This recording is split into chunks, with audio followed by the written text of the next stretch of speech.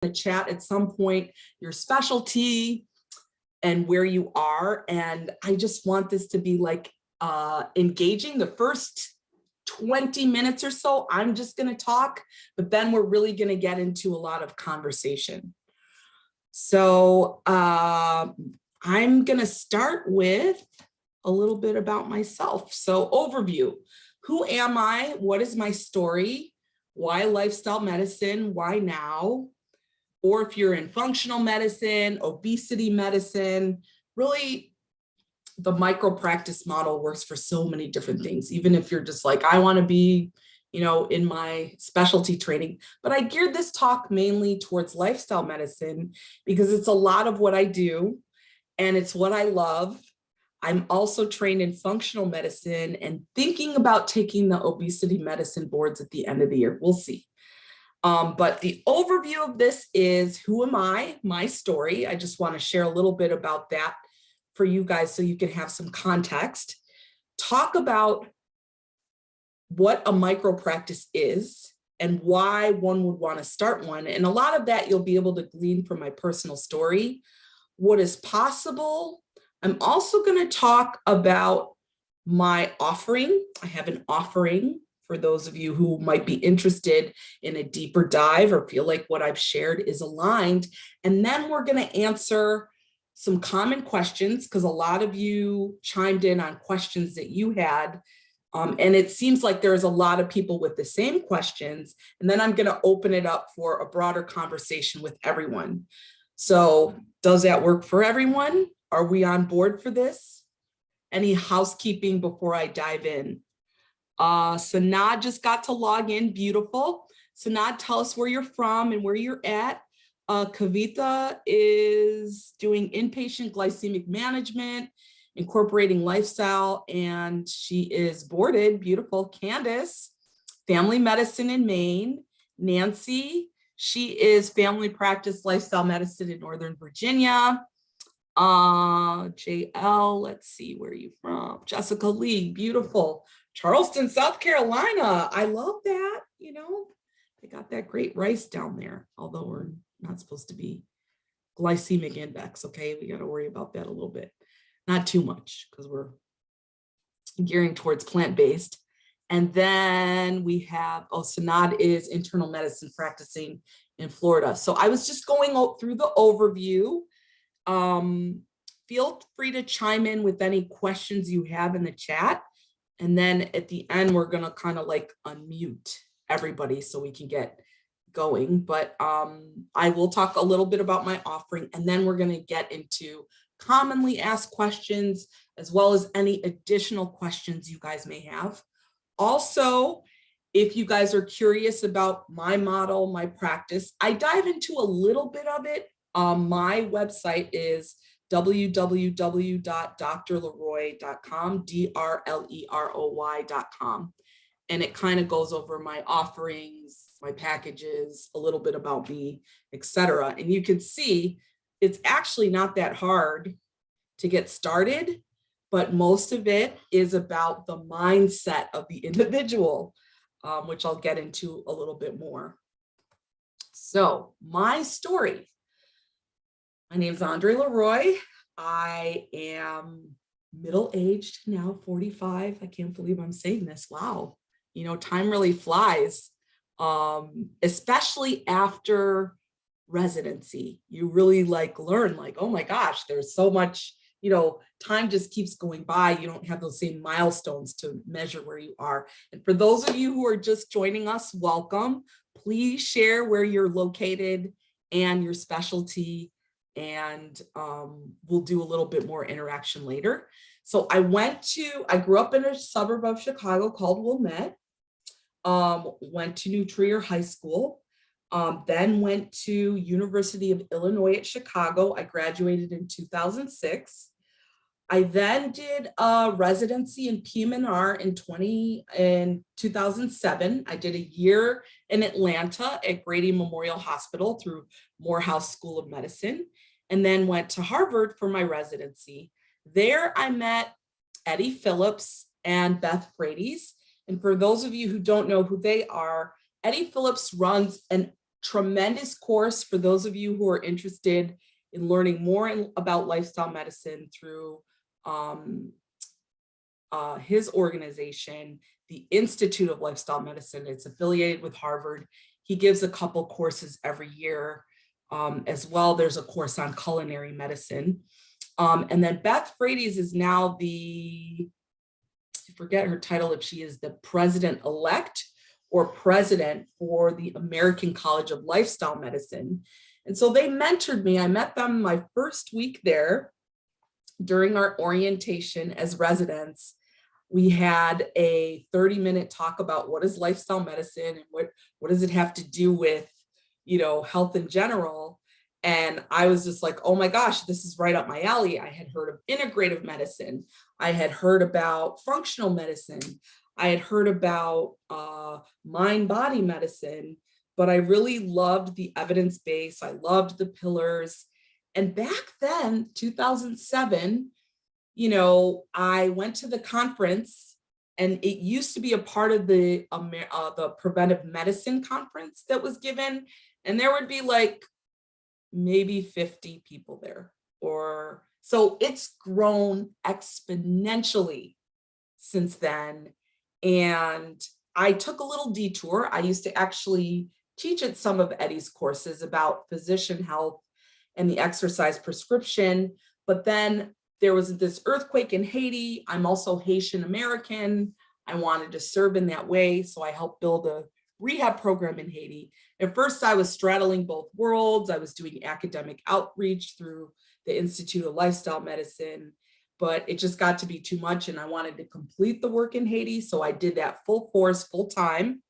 I also had a daughter in 2015, which was a big surprise and a miracle. And like, wow, life changed a lot during that time. And I decided in finishing up that last year in Haiti that I was going to split my time, not 2 ways, like 1 month Haiti, 1 month Boston, but 3 ways. So I would do 10 days in Boston of inpatient rehab medicine.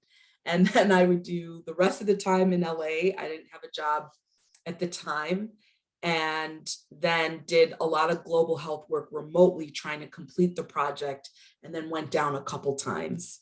And so then I also got a master's in spiritual psychology, because I am both, I guess you could say I'm both religious and spiritual. Grew up Christian, but wanted to expand into the arena of spirituality, because as a rehab doctor and as a lifestyle medicine practitioner, a lot of what motivates people to keep going is their belief, their faith, and also their personal growth and their mindfulness.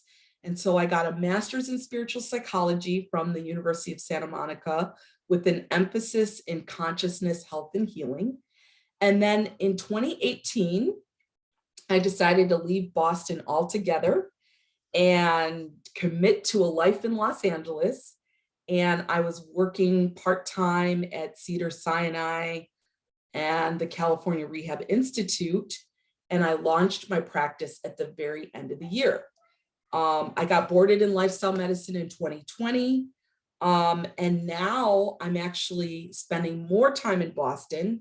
I've come back to academia part-time at Harvard. I'm doing consults on the inpatient side with the hopes of growing an inpatient consult service in lifestyle medicine, and also have my virtual micro practice in LA, but I go out there quarterly to see people who want to see me face to face.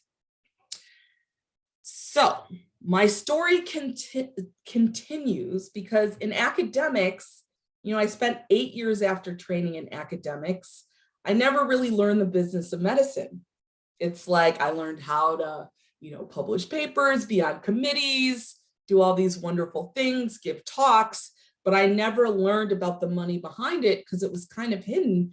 So it was like really daunting to me. I started working full-time in LA, and I pretty quickly burned out because I was used to a slower pace of academia, and I'm in a private practice, even though it was through Cedars-Sinai and California Rehab, there's a corporate oversight of Select Medical that runs a lot of the rehab hospitals. And it felt to me like churn and burn. So almost a year into it, I was like, I can't take this anymore. I was so stressed out because my daughter had severe asthma. I am a solo mom. And I was taking her to the ER several trips for like asthma exacerbations, all sorts of things. And it was stressful, very, very stressful time, very stressful to find coverage, take time off work. And so in the summer, I was like, okay, I'm done. I just can't do this anymore. I didn't really have a plan in place for what I might do next. Although this practice was this dream of mine that was in the back of my head. And in that summer alone, I accumulated $60,000 in debt. And what I realized was if I wanted to live my dreams, I wasn't going to allow myself to go into more debt doing it. And if you look at the traditional models of practice, most people, they sign a lease, a long-term lease, they set up a brick and mortar, they take out a loan, and then they launch their practice. So I, interestingly, doing the work in global health, it was not paying as much money. So I never really completed the payments of my student loans. I'm hoping this year that will come to completion. And so I was a solo mom, single mom, like I am the breadwinner. I'm like everything to her. I can't continue to put myself in more and more debt to pursue my dream. And that's when I learned about this micro practice model. I read an article from a physician, I believe he was in Ohio, who had just pivoted to sort of a direct primary care, but he was doing it via micro practice model. He himself did everything. And then what he did was leverage a lot of technologies to fill in the roles that people would normally do. So there came a turnaround. I decided to go ahead and launch my micro practice, but this is after I went back to my job and said, listen, I can't work here full time, but what I can do is cover for all of you when you need vacation, when you need days off. And they were like, absolutely, we'll have you on as an independent contractor. You can bill on your own and that will cover it. And that's exactly what I did. So I went from working full-time to about half-time because a lot of them were also burnt out and wanted time off. And I launched my micro practice. I started by, I connected with this chiropractor in LA in the Mar Vista area. And she was like, yeah, you could just rent one of my rooms a half a day a week. She shared with me her online scheduling platform, which eliminated the need for a receptionist. And I just created a one-page website, rented space from her. It was $300 a month for the half day a week, set up a business account, the S Corp. So depending on the state you're in, so some states you could do an LLC as a business entity as a practice. Some states, like the state of California, you have to be an S corporation. You can't get away with the limited liability corporation. And because I was opted into Medicare, so that's another thing that you guys know for those of you who are debating using insurance, should I not use insurance? Should I have a side gig? Should I have a B job? Should I quit my main job? If you opt out of Medicare anywhere, you opt out of Medicare everywhere. And if you bill for Medicare anywhere, you have to bill for it everywhere. So the one insurer that I am not out of network with is Medicare. I started with fee for service only because prior to that, I had mainly just done inpatient medicine. And not many people in the community knew who I was, knew what I did. I got referrals from chiropractors, psychologists, spiritual psychologists, nutritionists, and I failed multiple times. And that's part of the reason I'm giving this talk is because if I can save any of you the grief of some of the failures and experiences that I went through, I am happy to do that. I also see failure very differently than I did when I was in medical school and residency. As an entrepreneur, failure is part of the process and you fail your way to success. And initially, I was really burning myself out trying to create this lifestyle medicine practice, which defeats the whole purpose of creating a lifestyle medicine practice. If you are stressing out trying to create this practice, then it really goes against the pillars and the foundation of lifestyle medicine. One of the basic fundamentals of lifestyle medicine is that you yourself take care of yourself and you adopt the habits that you counsel your patients to adopt. So I knew that the way I was doing things initially wasn't working, but I had to learn through trial and error how to take a step back and do things differently. And what I started to do really took off. So what I tried a bunch of different programs that were like, oh, this is what you do to market yourself on social media, or try this to create ads. And I actually had a patient of mine who was a digital marketer who was all gung-ho about let's get you started and going and do all this stuff. But what I realized was, for my personality, I am very much an introvert, even though I can be extroverted when I need to be. I'm very much an introvert. And so it just didn't feel as aligned for me to follow a cookie cutter approach. And because I have skills, I did a mini fellowship in lifestyle medicine, which included coach training. I learned about personality tests, strength-based assessments, different types of things that you can utilize to figure out what aligns best with my marketing strategy, my marketing personality, and the practice that I really want. So I created a sustainable practice on my own terms. I am booked out 6 weeks. I earn very generously for my services. I started out with a lot of crazy patients, and now all of my patients are people I love, I adore, I appreciate. I'm Medicare is my only in-network. I do take Medicare patients. Otherwise, I am out of network.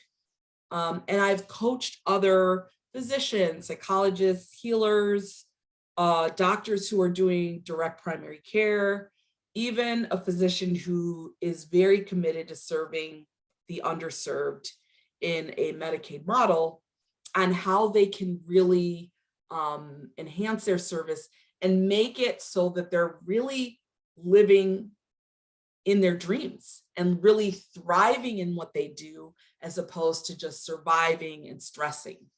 And so I wanted to share some of the secrets that I've learned from my own personal experiences, as well as from coaching others. And the secret is really in asking the right question.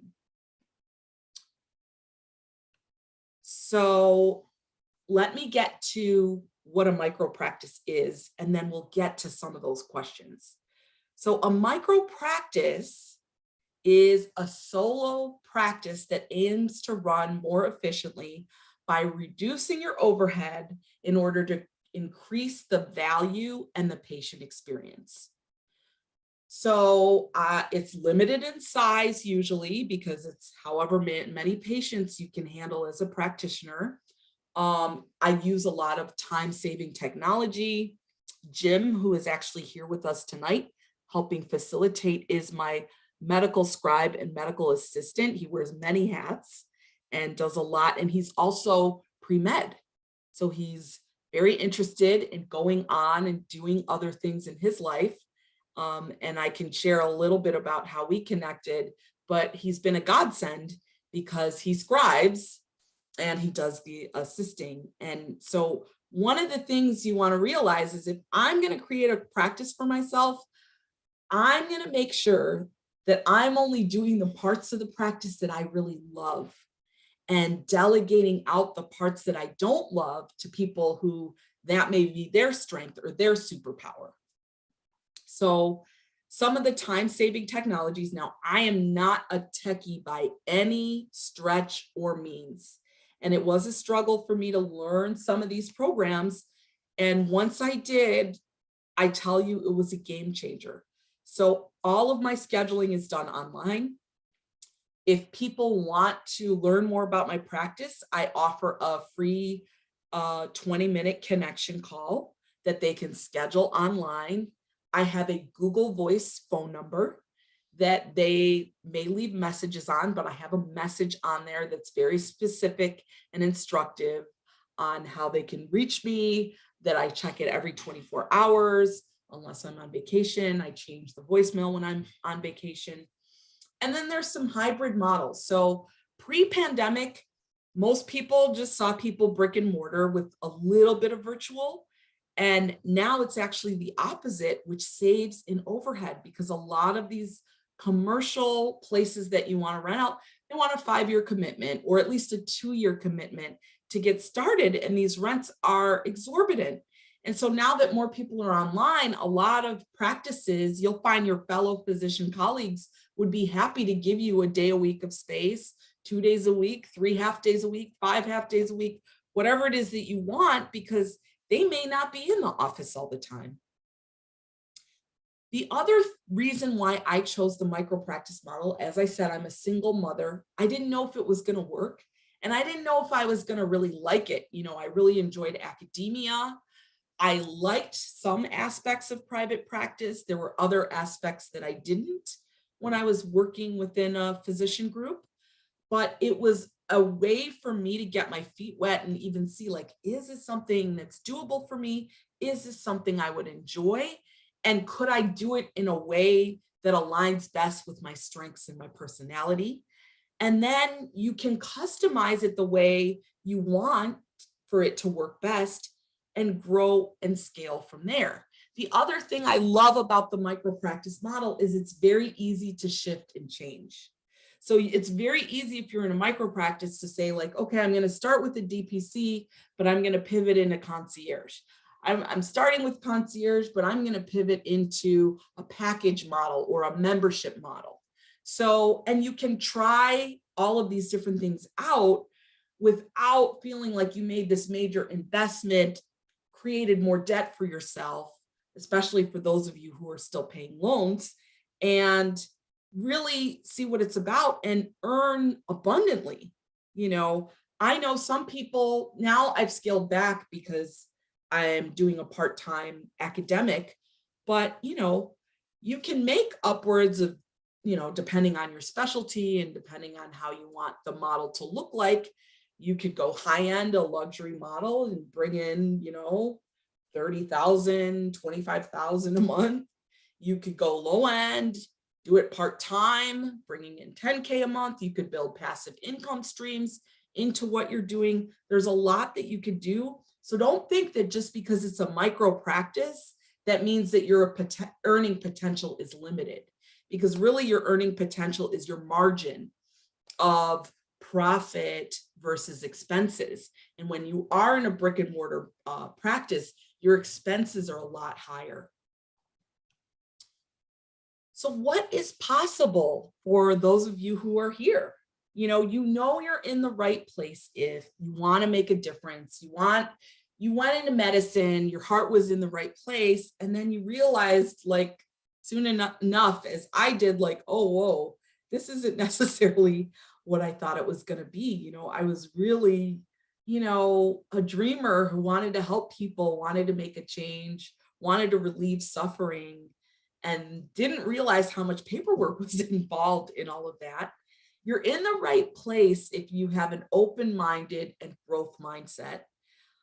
You're in the right place if you want to practice on your own terms, but not quite sure what that looks like. So for me and my daughter who was getting sick, it was no big deal for me to, you know, if I had to cancel a day or cancel a patient and do a later start in the day, that wasn't going to be as much of an issue for me as when I was with the group, where we were short staffed and stretched for coverage. And I just felt this pang of guilt anytime I had to do something. And then I had the flexibility of being able to like be at all of her activities that she had at school, or to, set up,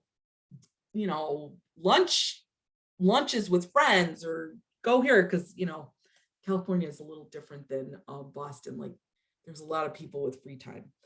And so I wanted to learn really how to make this more doable. And if you do too, and you want to make it sustainable for yourself mentally, emotionally, physically, and spiritually, meaning when you're creating a practice that's about wellness, it should enhance your own personal wellness. And if it's not, you need to backtrack and look at what you're doing. And if you're ready to really move into the dream of what you want your life to look like and how you want to be practicing, this is what's possible. And we're going to be answering more questions about that in a second. So before I do that, I just wanted to share a couple examples of some of the people that I've coached that really were able to make some pretty big shifts. One was Dr. A. I'm not going to share their full names, but she was a family medicine physician, and she was working with this it's like a boutique chain of practices, mainly in family medicine. They do a little bit of lifestyle, but she wanted to really start her own lifestyle medicine coaching practice, and she wanted to assist women with weight release. So we really talked about it and hashed it out. She really struggled with, I'm a family medicine practitioner. I want to do primary care too. And we talked about it, we thought about it, and logistically what it would require of her versus what she really wanted for herself, and based on her personality, because she writes books, she does media, she has like this whole other organization that she's working with women physicians. It would make more sense for her to do 1 day a week of primary care at a practice that was already set up as her B job. She did 1 day a week of VA physicals, which was enough actually for her to support herself. And then she started this lifestyle medicine / coaching practice. One other big question that comes up for a lot of people is, why can't I just be a coach? And I tell everybody, unless you're willing to relinquish your medical license, an MD, a DO, even if you're in another discipline, if you're an acupuncturist or whatever, once you have that licensure behind your name, people always will perceive you as being that. And so that liability is still always present. So unless you're giving up your license to practice medicine, even if you work as a coach, you're still going to need that extra layer of malpractice liability. You can put it in your forms, you can put it in your agreements and your contracts, but you will be held to the standard of your terminal degree. So she hired a coach, a new coach that was also a trainer and created videos with her. She hired guest speakers who were local to her area to showcase their businesses, and it was like joint venture. She rented a small space with a functional kitchen, and I think she was paying like $140 a week.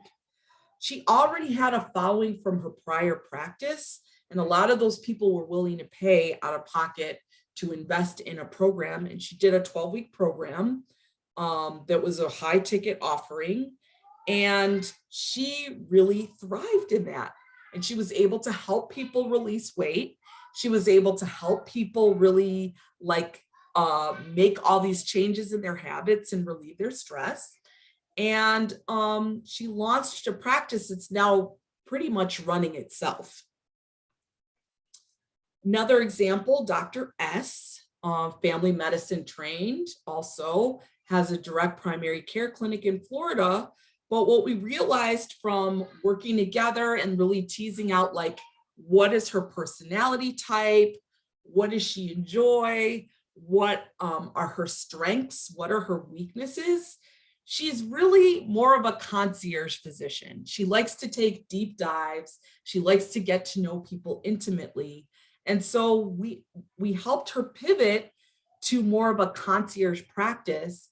And while she was building that, she had to learn a lot about sales because, believe it or not, as a physician, when you're starting a practice, unless you're coming with a panel of people coming in, people go to who they know, like, and trust. So you have to learn how to share who you are, how to market who you are, or hire someone else to do so. And so she continued her direct primary care, but what she did was pivot into some signature services and packages for stress management and weight loss. And then what she realized, because she's in a pretty hot touristy snowbird spot in Florida. And so what she did was we came up with this idea that she would pivot to concierge micro practice for snowbirds.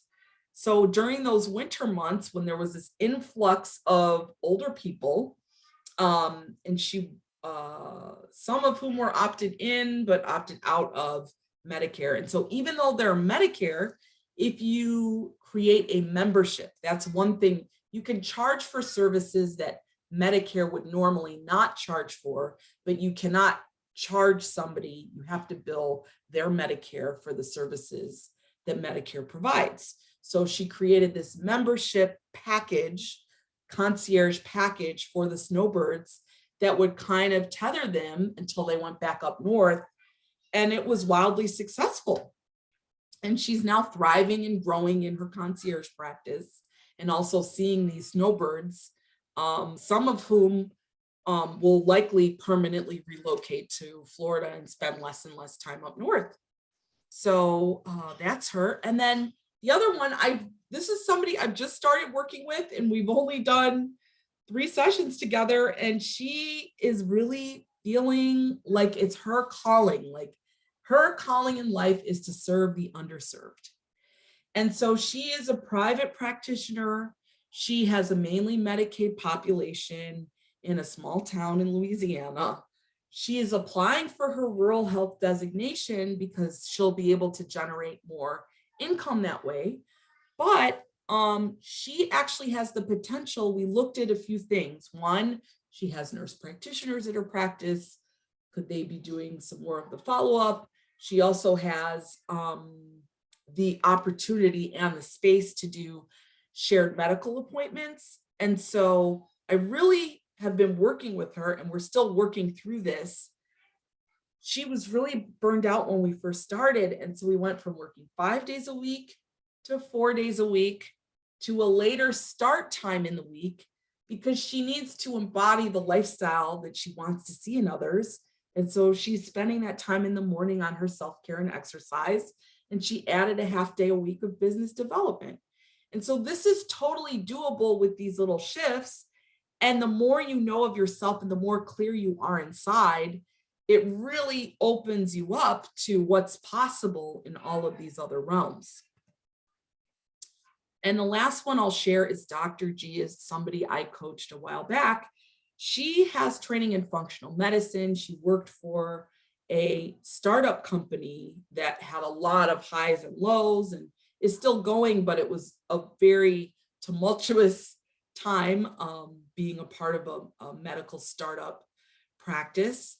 And in that practice, she used to actually guide the other newbie physicians on how to practice functional medicine, how to work the matrix, how to create treatment plans. And what she realized after she started her micro practice was that she didn't really want the responsibility of, bringing in new patients. She didn't want to have to figure that part out, or the billing and the services itself. And so she's really pivoted to being more of a consultant to physicians who are newer in functional medicine, and they just pay her to pick her brain. She charges an hourly rate and they run their cases by her. She offers such tremendous value in the learning of the process and the treatment plan and how they could look at a case, especially when they're complicated, that people pay her generously to do this. And she also has started doing a lot of medical advocacy work for people who are wanting help navigating the healthcare system. So these are just a few examples. And the reason why I'm bringing these up is because maybe what you've heard from me aligns. Maybe what you've heard from me, you feel like, wow, I'd love to take a deeper dive into this and explore more. So I am offering a group program. I'm like really excited about this because what you can do, the power of a group is it's so dynamic, it's so fascinating. You end up, it's like a rising tide raises all ships. And through this, it's a 12-week program that I'm offering, which will include 9 group coaching sessions that are an hour and a half. And the nice thing about it, like I said, is the benefit is you get the support of the group, you get laser coaching, you get to see the struggles, the triumphs, the challenges of others while you're going through the process of building your own practice. There are 3 Q&A sessions where you can get personalized answers to any struggles, challenges, 2 individualized 1-hour one-on-one coaching sessions where you can really hone in on what you're offering. What is the model that I want to use? How do I want to structure this practice? How do I want to work on implementing? How do I want to work on bringing in the right people that are aligned with my values that I love serving? And so if any of this sounds like something that would align, let's book a 30-minute call and I'll, send you a link on how to do that. And we can talk more about if this is a good fit for you. Now, this is an investment, and I do believe that the value is tremendous in terms of what it offers. So this investment is $39.95 for the 12 weeks. I'll stop there. And then I'm going to share the secrets. So these were the questions that people ask. But the thing about these questions is one of the things that you really need to look at is, am I really asking the right question? And so everybody's like, which model should I use? Should I do a DPC? And maybe you're a specialist. So you're like, I don't want to do a direct primary care. Maybe I want to do a direct specialty care, which is an option for specialists. Or maybe I want a membership model, or maybe I want this. So one thing that I learned really early on is that if you really want to grow as a person, start a business. The entrepreneurial journey, especially in starting a micro practice, any sort of practice, 90% is mindset, 10% is actual implementation and execution. And the mindset and the clarity is key. Getting clear on what it is that you want is the most important part of all of it. And it's a growth journey and a growth process. And a lot of times you have to get over your own limiting beliefs that get in the way of what you really want and need. And that's what's going to determine the direction of your practice. So I'm sorry, I'm not answering this question specifically, like if you're this, do this, and you're that, do that, but you really want to reverse engineer your life. So if you could wave your magic wand and say, or close your eyes and say, I want to work this many days a week. And for me, it was 3. How much do I need to earn to live? And how much do I need to earn to thrive? And then you work backwards from there. Does that make sense to everyone? And based on that information, that will tell you which model you should use. Is it a direct primary care practice? Is it an insurance model? Because what you'll then do is you can call up the major insurers that are in your area and find out how much do you compensate for a 60-minute new patient consultation? How much do you compensate for a 30-minute follow-up? And maybe 30 minutes for a follow-up, 60 minutes for a consultation. We're not in specialty world. If we're in primary care, we're looking at, 30-minute news and 15-minute follow-ups, 10-minute follow-ups. So it really will depend on your personality, your strengths. Sometimes I even use something called human design and looking at what type of energy do you have? Are you one of these people who needs to churn and burn and see a bunch of people and then be like, whoo, I just saw 35 people today and I feel fantastic. Whereas for somebody like me, I'd be like, oh my gosh, I'm dying. I can't even, I'm more of a deep dive, want to get really in there. And so I spend an hour and a half with my initial consultations and an hour with my follow-ups, because I want that continuum of negotiating the behavior change to continue throughout. Now with my Medicare patients, it's a little different. We do 45 minutes and then 30 minutes, but that's just based on the compensation. And I ding, ding, ding, the light bulb went off. I have to work backwards. I wanted to work this many days a week. I wanted to be earning this much money. That determined my pricing. That determined what, me deciding that I wanted to go out of network. Even the community demographics that I live in, LA happens to be a very wealth abundant area. So finding people who want to pay out of pocket, but let me be clear, even my client who has her practice in rural Louisiana, people pay out of pocket for weight loss. People pay out of pocket for the things that they feel like are going to make them feel better and have meaning for them. So don't discount just because you may not be in a wealth abundant area that people would not pay for your services. And we also need to look at the mindset, which is what is the value that I'm placing on myself? And what is the value and worth I'm placing on this product that I'm delivering? Secret number 2, how do I find my clients? How do I find my clients? And there's no, again, cookie cutter approach. When I'm working with people, one of the big things I suggest that all of you do, if you don't know it, it's great information to have, but is to determine your Myers-Briggs profile. And if any of you have them and you want to type them in the chat,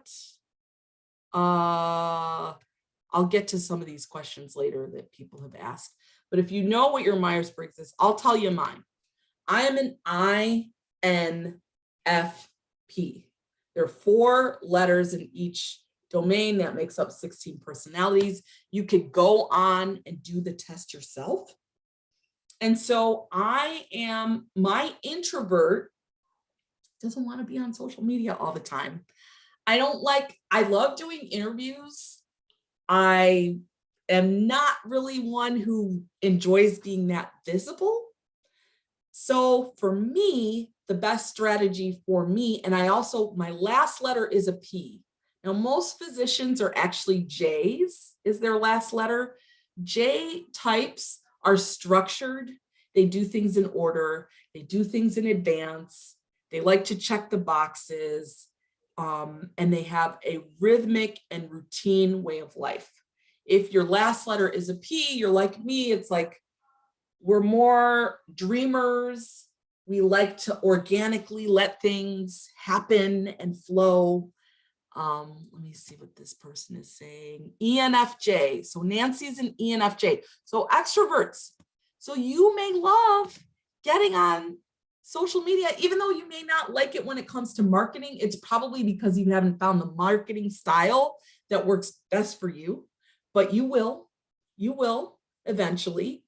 And so for me, I do better with one to many. So I like doing podcasts where I share about myself, and I get a lot of clients from there. I like doing webinars. I like giving talks in the community. And through that, I've connected, because I'm an introvert, us introverts, we like forming these like deep conversations and personal interactions with people. I got to know some nutritionists on very deep levels. I got to know some physicians on very deep levels after talking, and this has become my referral base. I got to know a couple chiropractors who were like, oh my gosh, you're cool with chiropractors?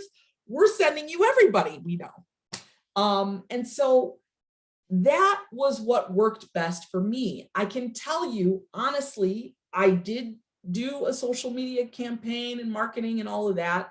I got one client from social media. I have 600 followers on Instagram. I have, I don't know, 3,000 friends on Facebook. It doesn't work best for my personality. Now, ENFJ. So let's go through this, Nancy. So extroverted. So you're okay with putting yourself out there. And then you have the J. So you need the J's to plan. They got to be able to see the steps in place, execute the steps and plan. So these people, I would recommend, let's start with just a signature talk, even if it's a 15-minute talk on one topic. And you can share it through a live. You can put it in a YouTube. You could do so many different things with it and it's really important as an N, because that's the intuitive, that you speak from your heart when you're doing this and you really feel into it, because people will feel the energy and enthusiasm. So not as an ESFJ. So again, you want the structure in place. You want to be able to plan this out and plan your strategy of what you're going to do. You're also extroverted. You're more of a thinker.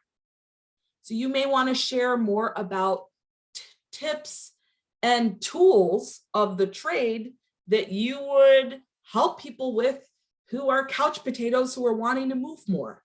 Or you may be the type that could do a social media campaign and be very consistent with it and sharing very openly thoughts that you have, tips that you may have, which will attract in your ideal clients and customers. So social media may be the route for you to go, Sanad. For others, it may not, but it all depends on your personality. If you're an INFP, Shannon, like me, or an ENFP, you may we learn best by trial and error, and we plan as we go. We don't have it all laid out and figured out before we start. So you may have to throw a few cards on the table and see where they land, but make that happen more organically and a part of the process. Like, oh, I'm going to go try to connect over here and give this talk, or I'm going to connect with my really dear friend that sees, knows, and understands me. And this is going to be open me up to an opportunity to, maybe she knows somebody I could then connect with over tea or a virtual coffee one-on-one, who will then send me referrals for my people. Similar, Maria, although you may want to be out there a little bit more as you do this. Does that make sense to people? I hope so. So these are some of the different, I'm just going to close this chat for a second. These are some of the different ways in which you can find clients. Like I said, you want to do some strength-based assessments, see where you're at, see what your brand personality is, see what your marketing personality is. And then you could either do organic marketing, you could do social media, you could do ads. You may be like, if you are an ESTJ, you may be really well suited to become an influencer. You know, you may be one of those types who can do YouTube ad after YouTube video after YouTube video and collect your following, and then you have a following, and then boom. For me, public speaking, podcasts, and referrals from other practitioners has been the best strategy that works for me, because I am so introverted, believe it or not, and I like my downtime. So, and I'm more of an organic, learn as you go sort of individual, experiential learner. So the next slide is, how can I be successful? How can I be so? Listen, whatever professional school you went to, you already are successful. But let's take a step back and really own our own definition of success. So the beauty of your own practice is you decide the pace, you define what success looks like, you dictate your schedule, but here's the thing, you are responsible for the successes and the failures of your practice. So let's commit to growth. Fail your way to success. Failure is beautiful in business. Be open to learn and change. Initially, for you Jays out here that cannot deal with messy, it's going to be a little messy when you start, but you clean it up as you go along. Some of you Jays may need a checklist and like order of like, here's step 1, here's step 2, let's lay out the vision. Some of you P's out here want this to evolve organically. You may not be fully clear, but you need to experience it to get a sense of it, which is the beauty of a micro practice. It's like a low investment to really experience, like, is this what's meant for me? Is this for me? So if you are interested in taking a deeper dive, I do one-on-one intensives. I'm offering this group program. We're going to launch at the beginning of May. Email me, 30-minute connection call. We'll set it up. I'll send you a link. Just direct message me on Facebook or my email. I'll put in the chat. And now we're going to get to questions, because I know you guys have a bunch. drleroy.com. That's my email. Feel free to email me. So I'm going to stop my sharing and let me figure out how to unmute you guys. Or if you guys have questions, I'd love to see your faces though. I would love to see your faces if you can go on camera for a bit with your questions. Thank you all so much for your time, and let's get to these questions.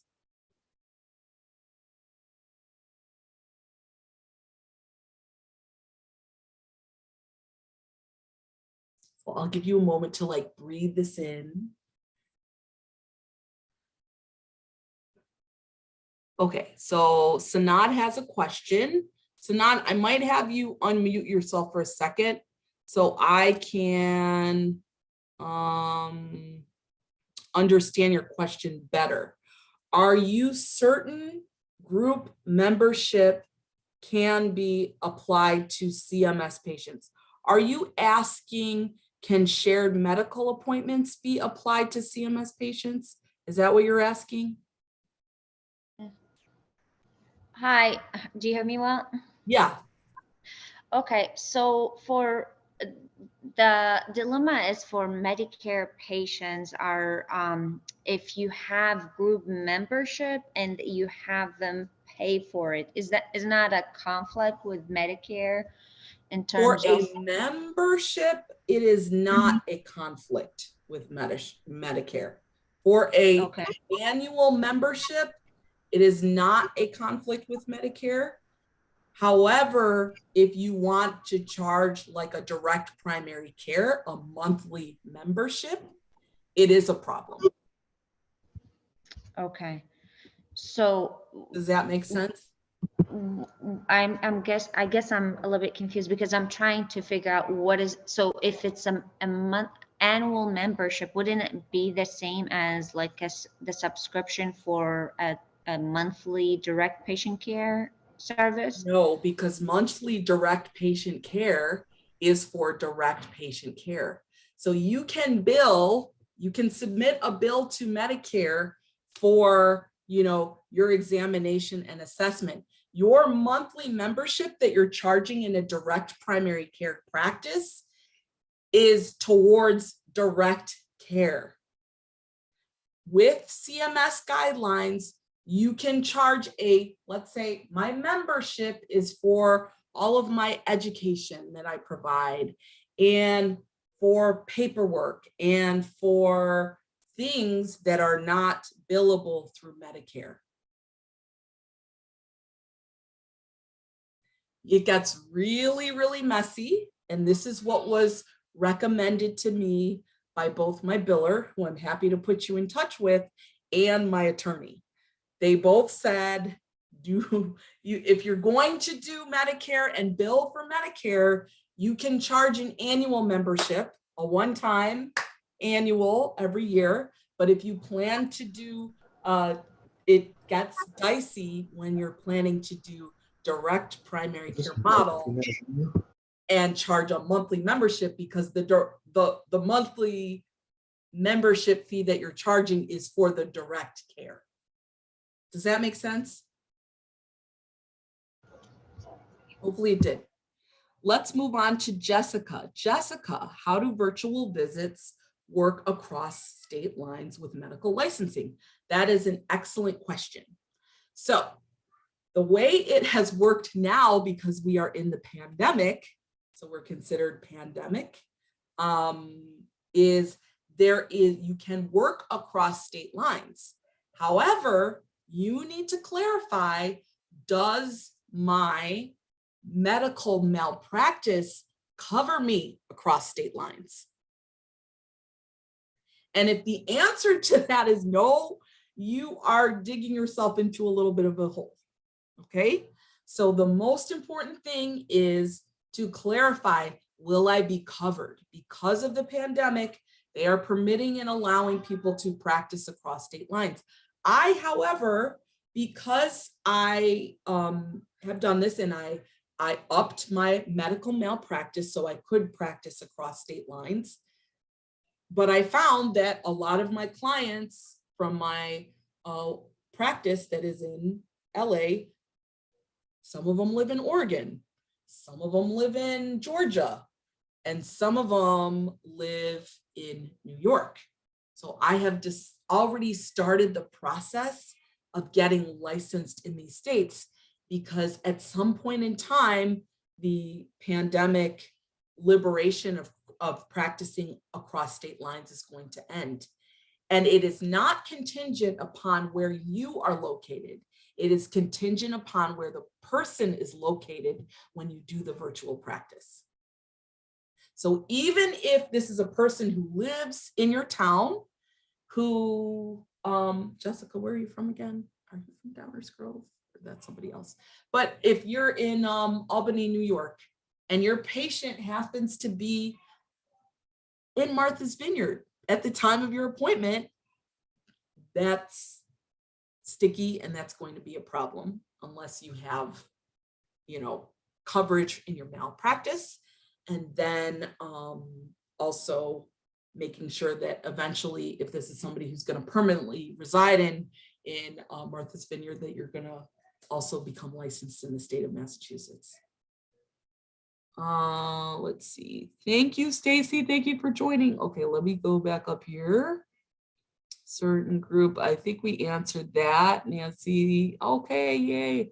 Okay, Amritha, what about malpractice? How does that work? Okay, so it depends. Amritha, can you come on for a second? Because I have a question for you. Hello, thank you so much for this. I might have missed I did miss some of the beginning, so I don't know if No worries. And where are you from? Tell us where you're from and your specialty. I'm in California and I'm ER, so that's why I'm worried about the malpractice. Why are you worried about it? I guess because my ER malpractice definitely won't cover lifestyle medicine. Okay. Sorry? That's beautiful. That's wonderful, because it's the premiums for emergency medicine are so much higher. And I'll tell you, when I decided to add in lifestyle medicine as a part of my practice, so I would go to now, are you affiliated with an academic institution, private practice, independent contractor? How is your current situation structured? I am a hospital employee, but I'm just kind of doing my research. Okay, beautiful. So you can go to your hospital malpractice carrier and just inquire as a general question, if you don't want to raise any red flags, and ask, hey, I'm interested in providing lifestyle medicine counseling to my patients. Here's what it's about, blah, blah, blah, blah. How much additional would that be? And see what they say. The other thing you could do is you could go outside of your hospital system. However, you may, because your hospital purchases the malpractice as a group, get a deep discount, but you would have to have the blessing of whoever your boss is. So you just want to make sure you navigate that professionally. Like if you haven't broached the topic with your boss, and they're not used to people working outside of the system, you may want to contact a different malpractice carrier. One that I recommend is Norcal. If you have the blessing of the higher ups and the powers that be, and people typically do other side gigs outside that they're familiar with, you can go right to their carrier. My first year of doing lifestyle medicine, my malpractice was $700 for the year. So Not bad. not a huge additional investment. Got it. Okay. And that completely covers you, so you don't have to worry about it. Yes. And it also makes it clear, because I think that the thought I had was, okay, since we're not primary care, and this is what you mentioned, we can't do a whole DPC business. And so you have to carve it out very But you can carefully. do SC. Why do Okay. you have to do, yes, you can't do direct primary care, but you could do direct specialty care. Specialty care. And your Good idea. specialty is lifestyle medicine. Fair. Thank you. And it's okay that it's not an actual accredited specialty at this point. It's perfectly fine. Okay, great. Thank you. You're welcome.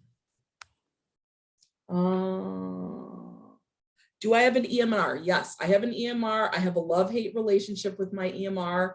It is one of the lower cost EMRs that prescribes. It's called Practice Fusion. What is my love-hate relationship? So I'm not like a computer whiz. A lot of you are younger than me and know better how to like get stuff going. Jim helps me a lot with that, who's on the call. Yeah, I use Practice Fusion. It's like $130 a month. They do e-prescription, automatically send for imaging studies if you need them. Because I haven't abandoned my primary specialty, which is PM&R. So if somebody comes in with a swollen knee and like whatever, I'm still going to get an x-ray.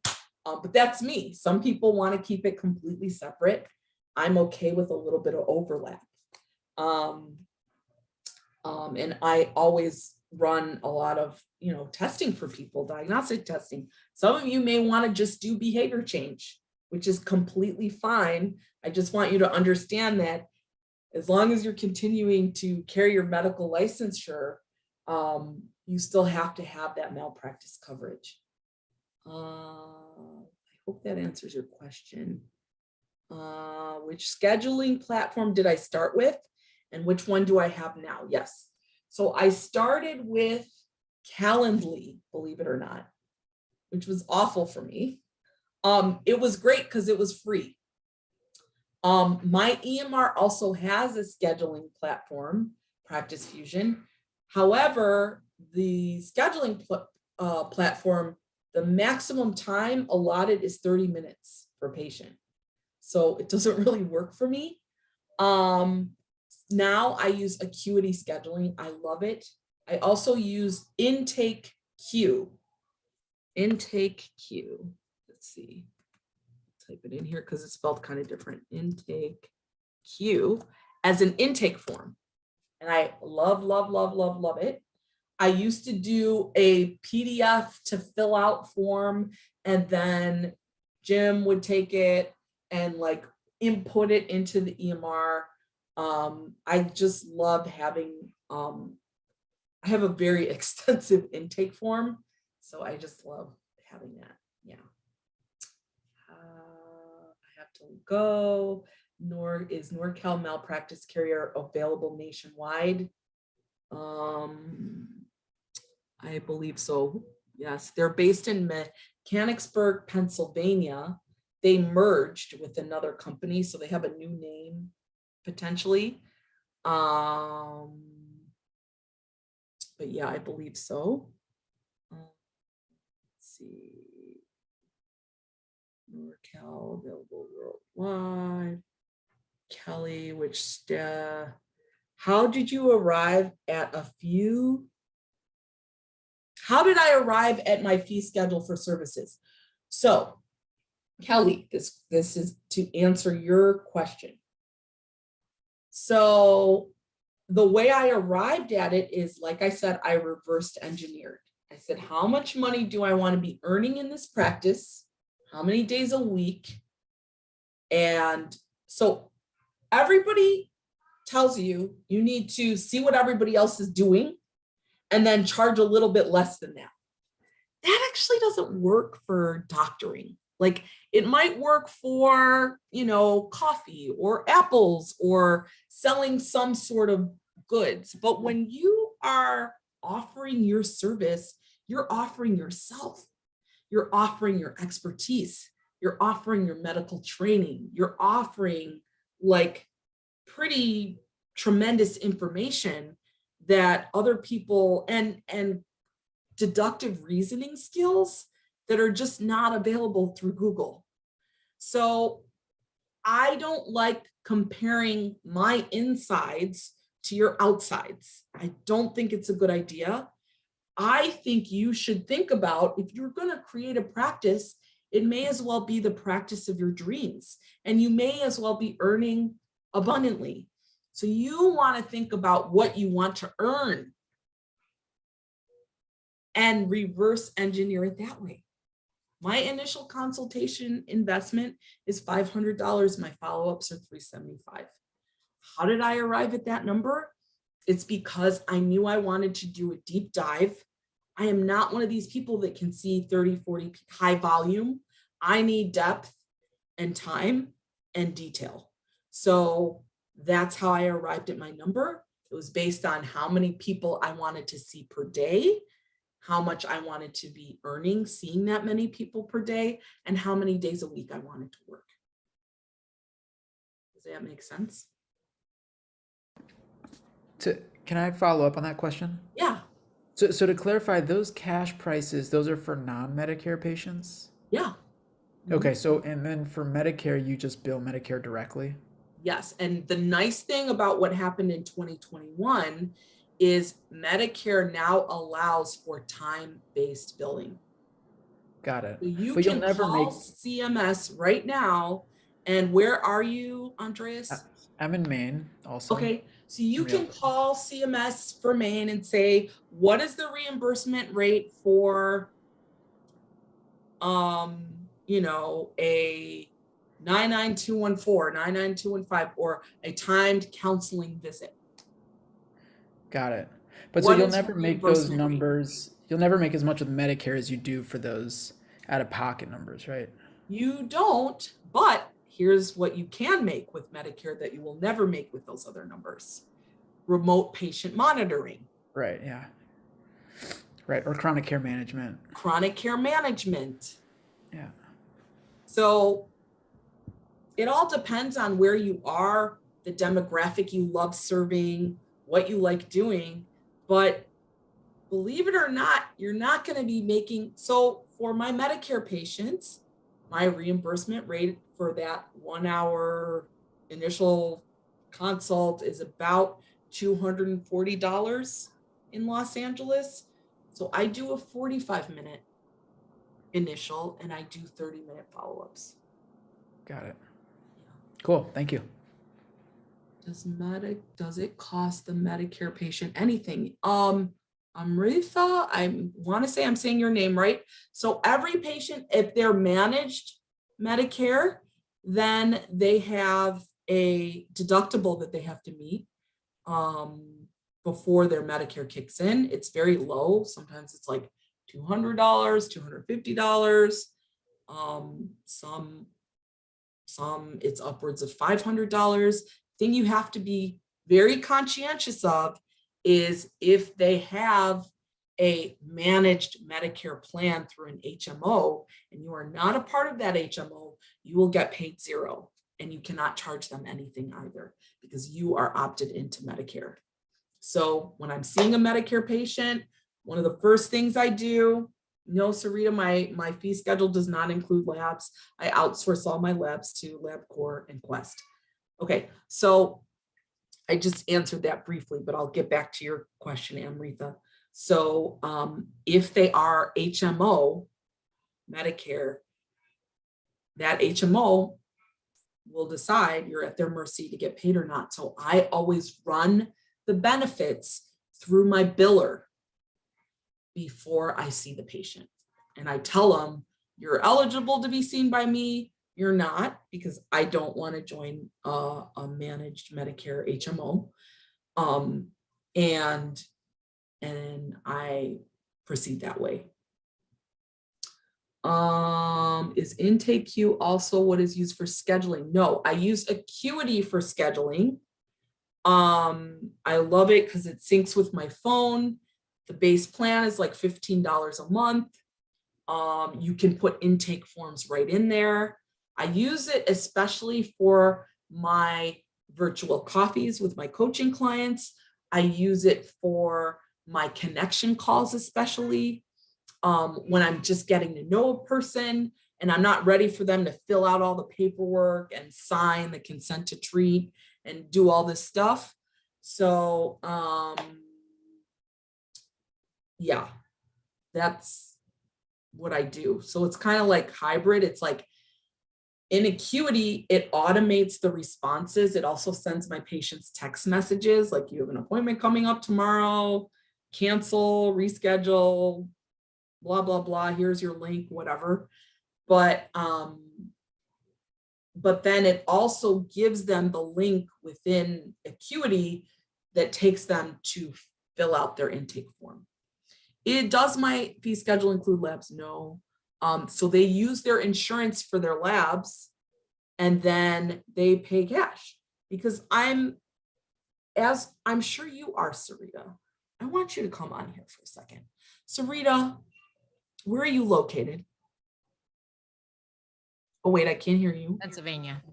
Pennsylvania, beautiful. Very wealthy state. Where in Pennsylvania are you? Outside of Philadelphia. Beautiful, even wealthier. Yeah. So there's a Well, lot of people that will pay for your services. We as physicians, let me tell you, one of the limiting beliefs we have to get over within ourselves is, okay, number one, as without, so is within. So if I am not in a space where I like to invest in myself, I cannot expect other people to invest into me. That's number one.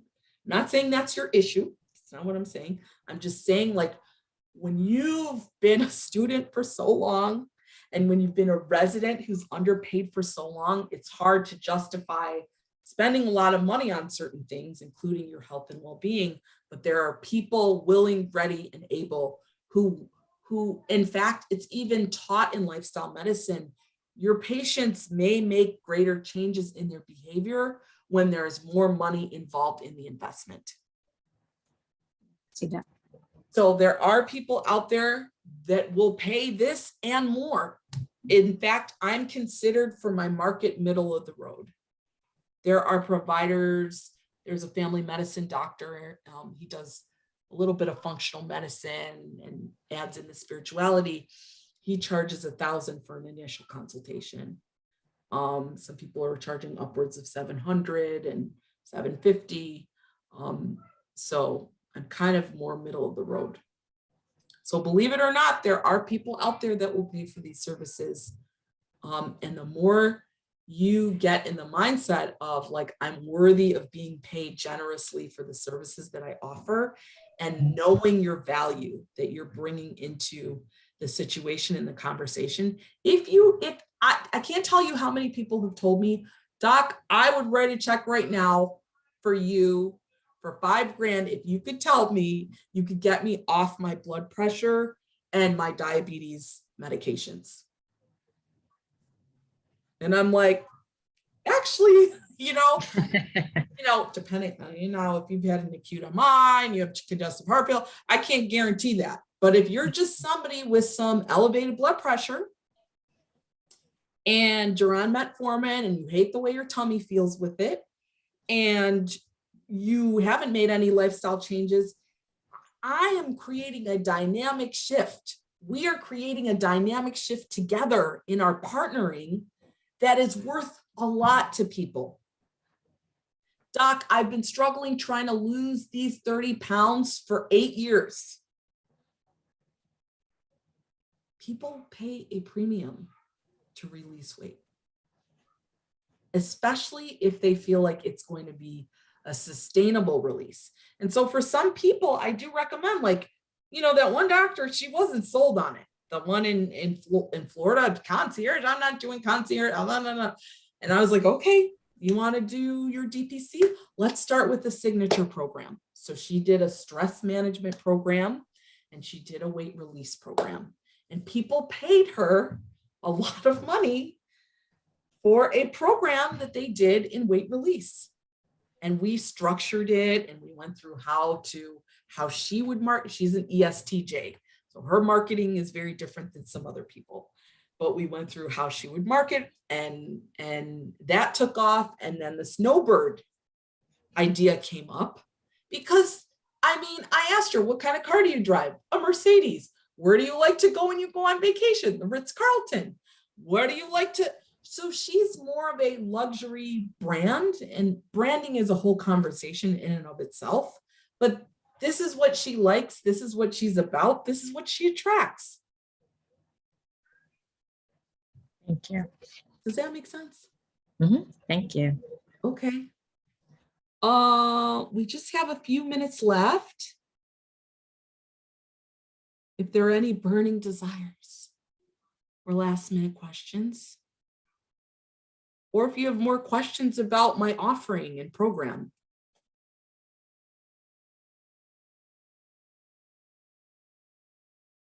Maria, you look like you want to say something. You got a big smile on your face. Maria Crompton, let me hear what you got to say. I don't have any questions. I have just enjoyed you so much. I'm just sitting here smiling. Oh, It was well, are you wonderful. feeling like this could be doable for you? Yeah, I think so. Yeah, I'm in a full-time practice that I'd like to scale back and then, start maybe a Yeah, and where are you located? What's your specialty? Fort Worth, family medicine, lifestyle medicine. Beautiful, beautiful. So you'd like to scale back. If you could wave your magic wand, what would it look like? Yeah, I don't know. I'd have to Is think it like about 2 days a week? 3 days a week? to start, yeah, I think to start I was looking probably two days to have open to. Okay. So you would do 2 days a week. Is it like a 10 to 2? Is it like a 9 to 5? What are we talking about here? Paint the picture. maybe. Maria. Probably not all day. Okay. Yeah. Do you have a specific need that you like? What's that? Do you have a specific niche, like, oh, I love working with people with da da da da, or no, like kind of All of them. Yeah. All of it. Yeah. All the pillars. Yes. Okay.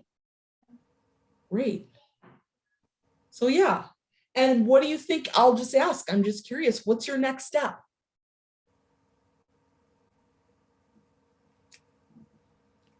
Not sure. Okay, Renegotiating so this my is current what I- contract. Huh? Say that again. I said renegotiating my current contract. Oh, okay. That's a good, Right. great step, That right? would be the first next step, right? Yeah, because you can't really open up to like doing something else until you like, especially if your life feels overscheduled and full, you got to let go of one thing in order to step into something else. Right. So I hear you. You want to create more space, Yes.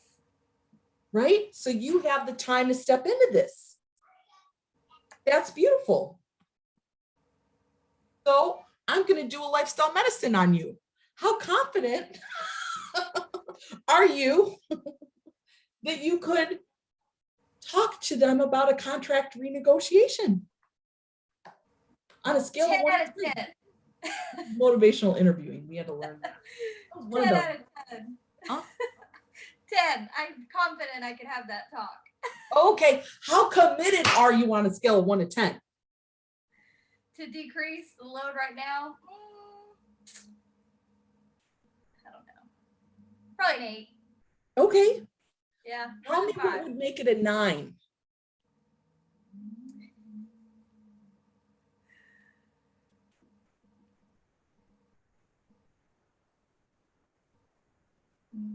Thinking on it more. Okay. Well, I'm just curious. Maria, what's there to think about? Kelly's over here saying, do it, Maria. Yeah. Dr. Kelly. I love it. Do it. She said do it. No, this is good. And what do you think you So might we're- ask for? What's that? What do you think you might ask for in your contract renegotiation? Oh, just decreasing the my FTE. Okay. Yeah. So would you be asking for a free day, a free half day, a free? Yeah, probably going down, yeah, like a 0.2, coming off a 0.2. So I could still carry insurance. Yeah. Okay, cool. So Amrita says we should all make a group and encourage each other through the process. Amrita, you took them words right out of my mouth because that's what I'm doing. So we should talk about the group offering. I'm also thinking about a Facebook group, but I'm still in the contemplative stage, to be honest with you.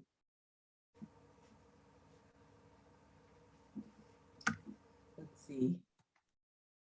So, we have 2 minutes left. We can do one last question, or we could just log off. You would be great at it. Sanad says to Maria, Maria, you would be great at it. Come on, girl, you can do it.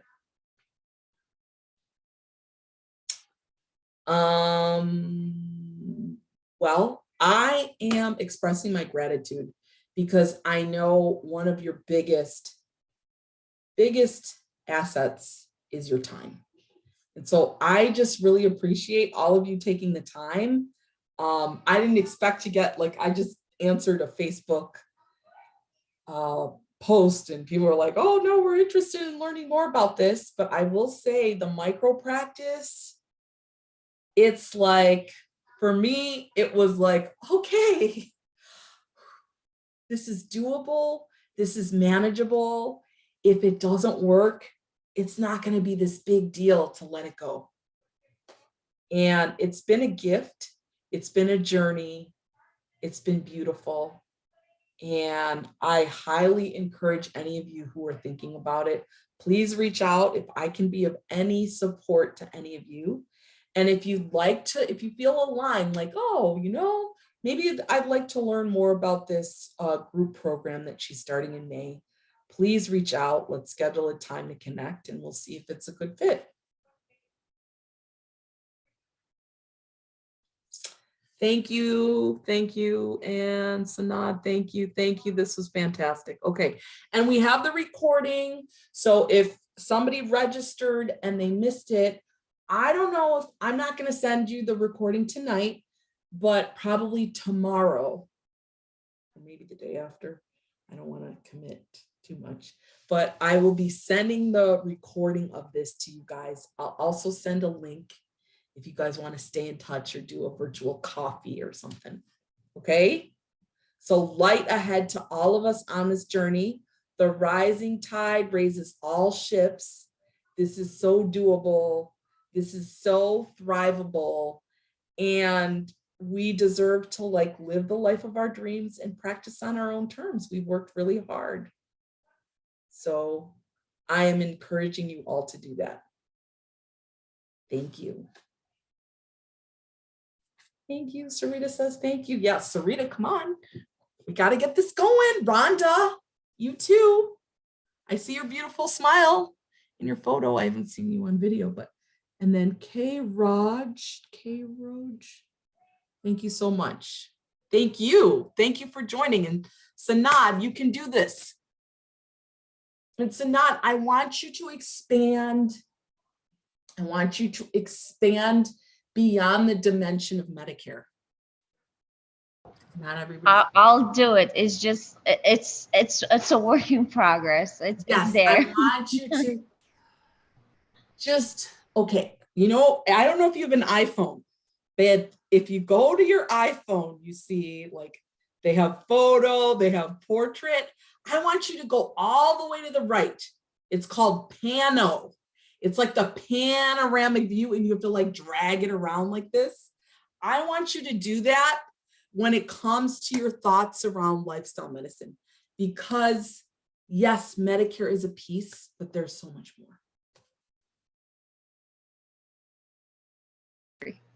I agree. Thank you so much. All right. Thank you, everybody. Okay. Bye-bye.